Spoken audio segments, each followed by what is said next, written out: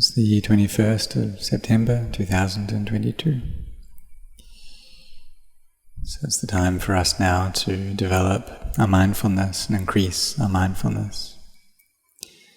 And mindfulness, which has become well established already, develops into samadhi. And when we have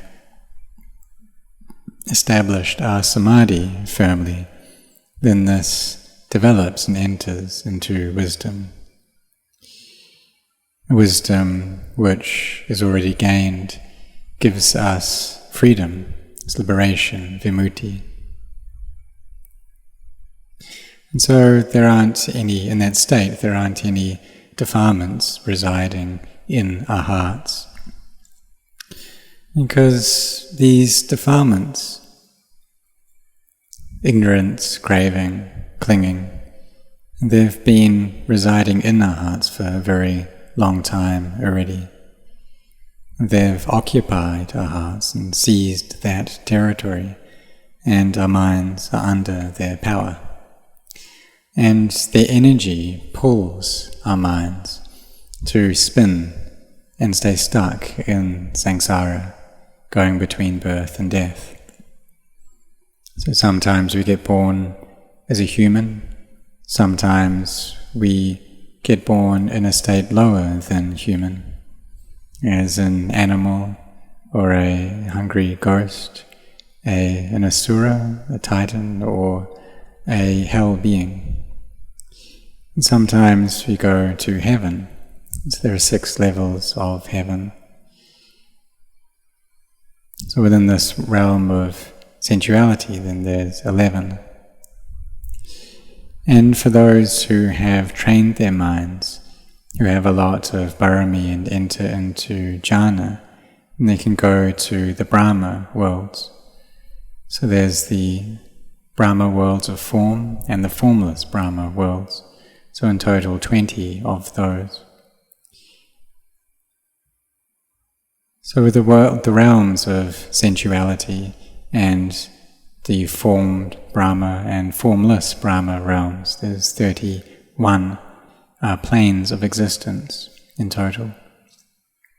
And this is not counting sampavasis, these ghosts or spirits, because they are minds that have yet to be born into a realm of existence. They're waiting for that birth.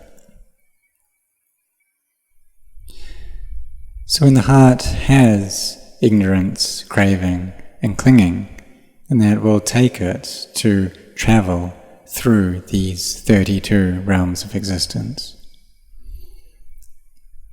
And this happens for an extremely long time.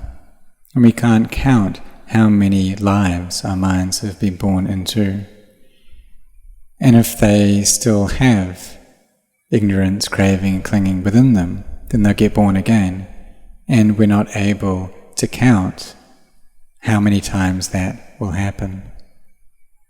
So we should contemplate that this is an extremely long cycle that our minds have been here for. And in each birth, in each realm, in each plane, there's a me and a mine that we have. And we seek for things to be us or belong to us. And then at the end of that life, we need to be separated from those things. And that's just how it is. And so each birth gives us constant suffering. And if we're going to talk about birth in a way that's right close by us, in terms of this present moment, then it's the sense of self that gets born right here in this present moment. And how painful is repeated birth. And liking is a kind of birth as well. And even that becomes the cause for suffering too. And in short, having clinging, craving towards the 5 khandhas is suffering. So we should contemplate these things.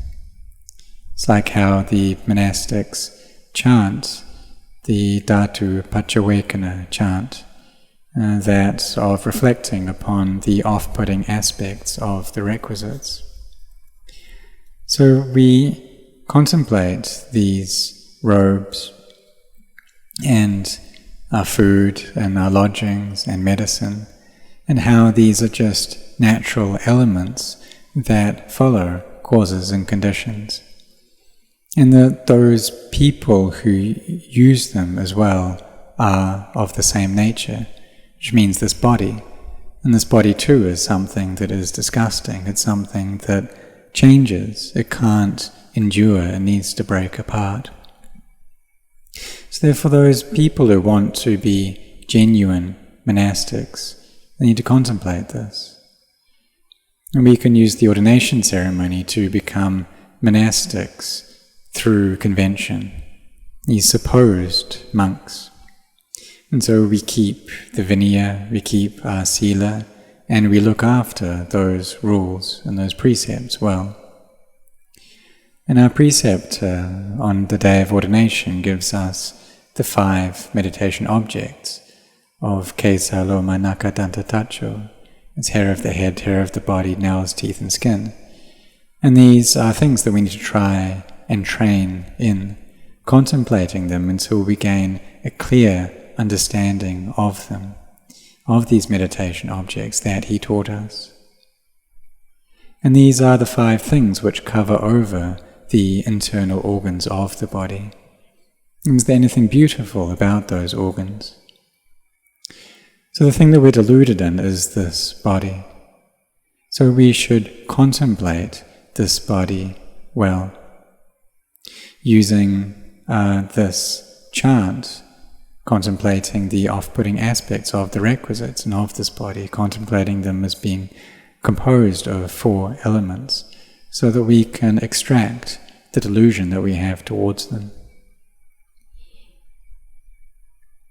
So when we have mindfulness like this, in the body, in this way, contemplating the body, our samadhi will become firm and wisdom will arise.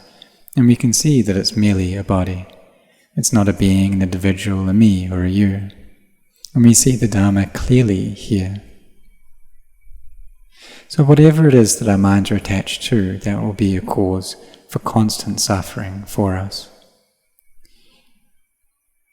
So we should follow up on these minds, following up on the feelings within our minds well, and knowing their state, knowing these minds, having effort there, having mindfulness and sampajanya, this clear awareness, ardent, fully aware and mindful, putting away covetousness and grief for the world. So we have mindfulness in the body, in feelings, the mind, the Dhamma. And we've read this in the scriptures already, but now our understanding is yet unclear. So we need to practice first. And having practiced already, then we read the scriptures again, and we realize that they always were correct. It's just that we hadn't understood them yet. So therefore, the important thing is the practice. This is something that is really significant, very important. So you should try to have a lot of mindfulness, try to train in this, to not despair, to not become discouraged, to not retreat, to really set your heart on this. And in the end you will see the reality of this conditioned body, and of the heart as well, that the heart is just the heart. It's ignorance that makes the claim that this belongs to me, but in reality it doesn't. But if we believe in that sense of self, then conceit arises, that I'm better than others, I'm equal to others, or I'm worse than others. But in reality there's no me. It's just a heart, it's just a mind, and we put it down. And so as the Buddha said, the Tathagata gained knowledge, but I didn't attach to that knowledge. It's just a body, just knowing, just feelings, just mind, just Dhamma. He let go of everything and his heart was pure. So may all of you put your efforts in this way, and one day, whether that comes slowly or quickly, then you will get there, you will reach there. So may you set your heart on this.